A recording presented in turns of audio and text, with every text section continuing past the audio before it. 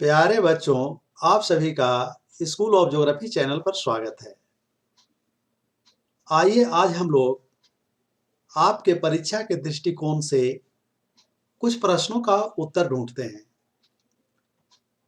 यह 12th class के geography का पुस्तक मानव भूगोल के मूल सिद्धांत प्रिंसिपल्स ऑफ ह्यूमन ज्योग्राफी के चैप्टर 2 जनसंख्या वितरण पॉपुलेशन डिस्ट्रीब्यूशन वृद्धि ग्रोथ एवं घनत्व डेंसिटी चैप्टर से संबंधित है।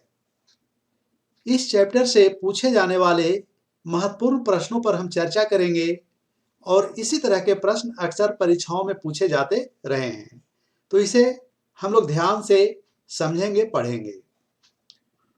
सबसे पहला प्रश्न है कि विश्व में सर्वाधिक जनसंख्या वाला देश कौन है? तो विश्व में सर्वाधिक जनसंख्या वाला देश चीन है, जो हमारे देश भारत के उत्तर में स्थित है।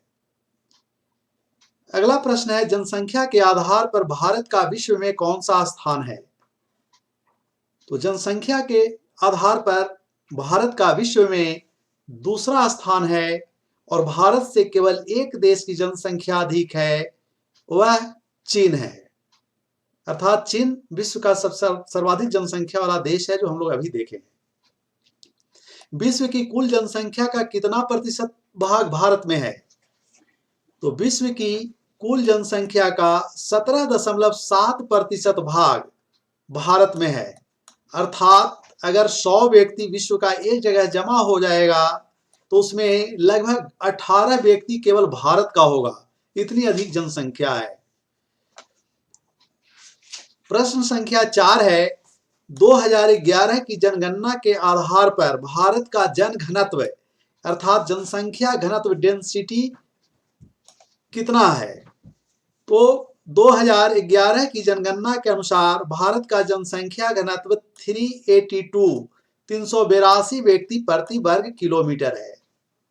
ये बहुत ही महत्वपूर्ण प्रश्न है और इसके साथ यह भी पूछा जाता है कि वर्तमान समय में विश्व में सर्वाधिक जनसंख्या वाला देश कौन है और भारत में सर्वाधिक जनसंख्या घनत्व वाला राज्य कौन है?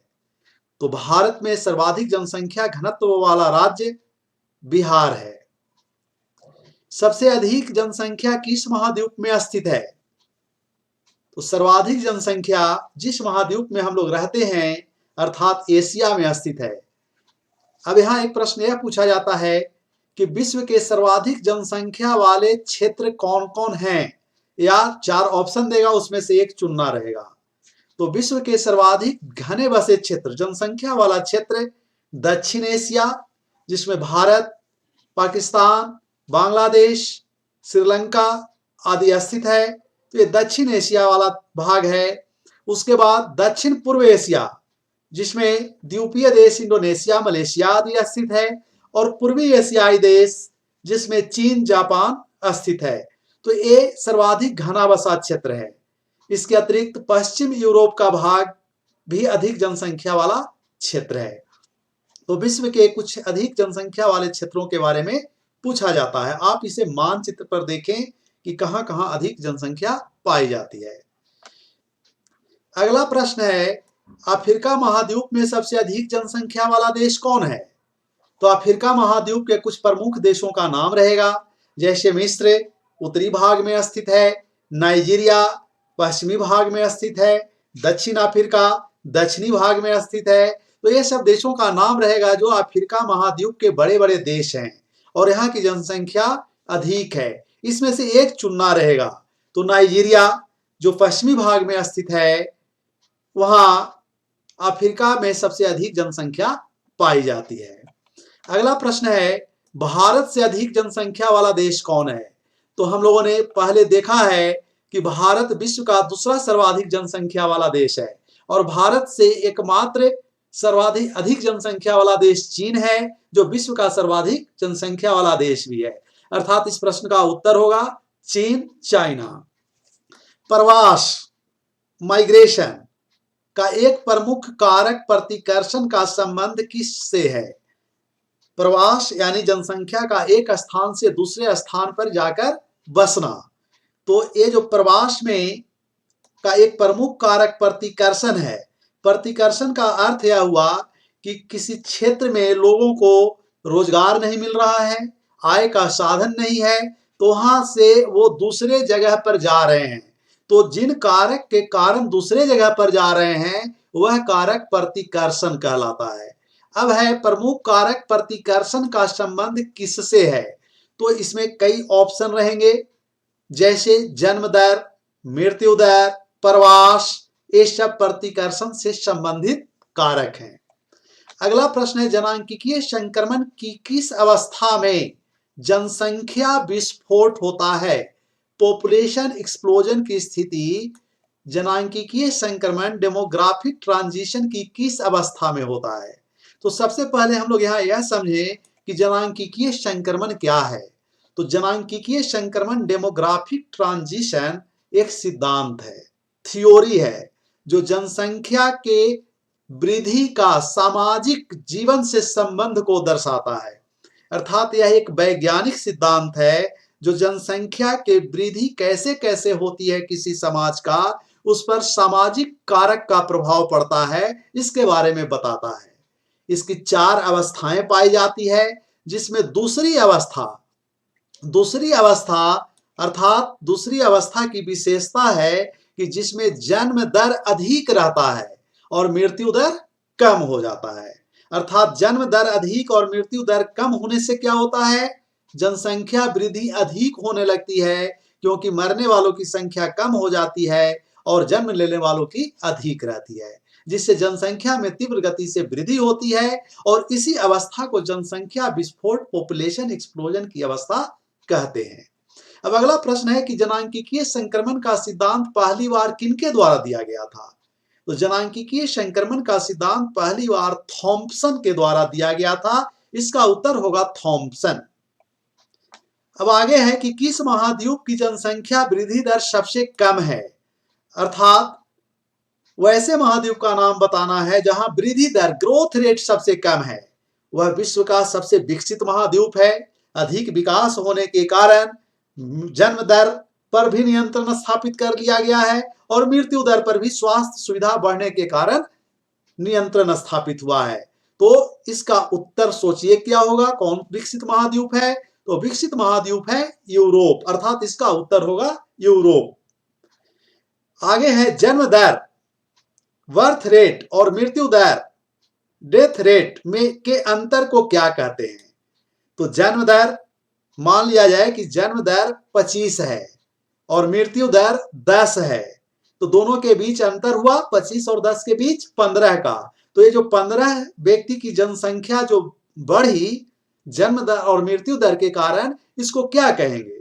तो यह कहलाता है प्राकृतिक वृद्धि दर, नेचुरल ग्रोथ रेट। जन्म दर क्या है? तो प्रति 1000 व्यक्तियों पर जन्म लेने वाले की संख्या, और मृत्यु दर प्रति 1000 व्यक्ति पर मरने वालों की संख्या। और यह एक समय विशेष और अवधि विशेष में निकाला जाता है। तो दोनों के बीच के अंतर को कहते हैं प्राकृतिक वृद्धि दर। प्रवास निम्न में से किसका एक प्रमुख कारक है? माइग्रेशन किसका एक प्रमुख कारक है? तो अगर किसी स्थान से जनसंख्या दूसरे स्थान में जाकर बसती है तो उसे प्रवास कहते हैं, माइग्रेशन कहते हैं। ये 2 नंबर का प्रश्न आता है, इसको ध्यान से पढ़िएगा। और प्रवास के कारण क्या होता है यह पूछा जा रहा है। तो अगर कहीं से जनसंख्या जाकर दूसरे जगह पर बस रही है तो वहां की जनसंख्या कम जाएगी, और जहां जाकर बसी है वहां की जनसंख्या बढ़ जाएगी। और इन दोनों परिस्थिति में क्या होगा? जनसंख्या में परिवर्तन होगा। तो प्रवास जनसंख्या परिवर्तन का एक प्रमुख कारक है। जनसंख्या परिवर्तन के कारक के बारे में लिखने के लिए आता है। तो यहां हम लोग जनसंख्या परिवर्तन के कौन कौन से कारक हैं, 3 कारक की चर्चा करते हैं। जन्म दर, जिसके कारण जनसंख्या में परिवर्तन होता है, बढ़ता या घटता है। मृत्यु दर, जिसके कारण परिवर्तन होता है, बढ़ता या घटता है। और तीसरा प्रवास, जिसके कारण जनसंख्या में परिवर्तन होता है। तो 3 कारक हैं जनसंख्या परिवर्तन का। अब अगला प्रश्न है कि जनसंख्या वृद्धि का संबंध सामाजिक विकास से है। अभी हम लोग पहले चर्चा कर चुके हैं कि एक वैज्ञानिक सिद्धांत दिया गया जिसका संबंध सामाजिक विकास से है, अर्थात जनसंख्या वृद्धि पर सामाजिक विकास का प्रभाव पड़ता है। तो यह तथ्य पहली बार किस सिद्धांत द्वारा लाया गया? जनांकिकी संक्रमण सिद्धांत के द्वारा, डेमोग्राफिक ट्रांजिशन के द्वारा यह तथ्य पहली बार सामने लाया गया था।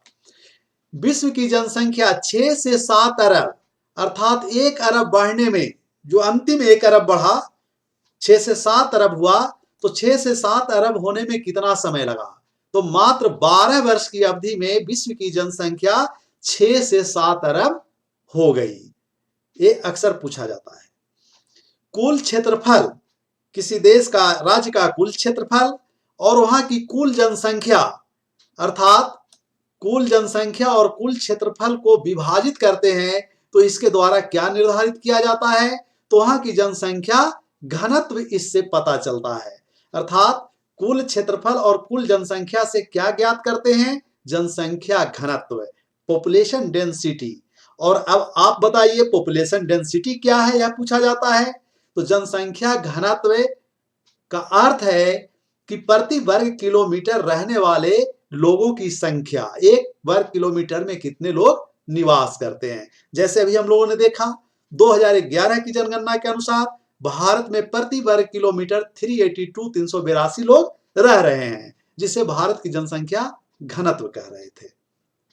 आगे है प्रतिकर्ष, अपकर्ष और प्रतिकूल जलवायु। अभी हम लोग पहले भी चर्चा कर चुके हैं कि प्रतिकर्ष के कारण, अपकर्ष के कारण और प्रतिकूल जलवायु के कारण क्या होता है, ये सब किसके प्रमुख कारक हैं? तो ये सभी प्रवास के प्रमुख कारक हैं। अर्थात इन तीनों कारकों के कारण जनसंख्या का माइग्रेशन होता है, प्रवास होता है। तो जनसंख्या प्रवास के कारक पूछा जाएगा, ये बताना है। अब अंतिम प्रश्न बहुत ही हल्का प्रश्न है कि भारत में सर्वाधिक जनसंख्या वाला राज्य कौन है? तो भारत में सर्वाधिक जनसंख्या वाला राज्य उत्तर प्रदेश है।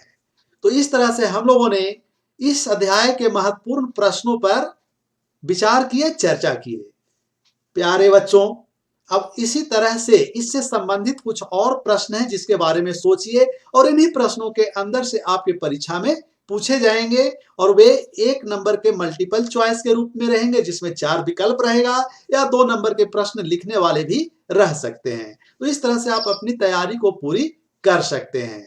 फिर हम लोग एक नए चैप्टर के साथ मिलेंगे, प्रश्न और उत्तर के साथ। बहुत बहुत धन्यवाद। Thank you.